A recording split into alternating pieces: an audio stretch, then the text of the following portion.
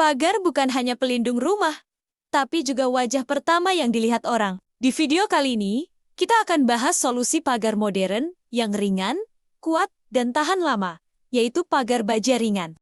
Baja ringan kini jadi pilihan banyak orang karena punya keunggulan yang nggak dimiliki pagar konvensional. Bahannya ringan, tapi kokoh, anti karat, anti rayap, dan minim perawatan. Cocok banget buat yang pengen tampilan rumah tetap estetik tanpa repot. Desainnya pun fleksibel. Mau gaya minimalis, klasik, atau industrial? Semua bisa diwujudkan. Rangka utama biasanya pakai hollow galvanis, dikombinasikan dengan panel besi, GRC, atau bahkan kayu sintetis. Kalau kamu ingin tampilan yang beda, kamu bisa pakai lisplang GRC warna merah sebagai aksen.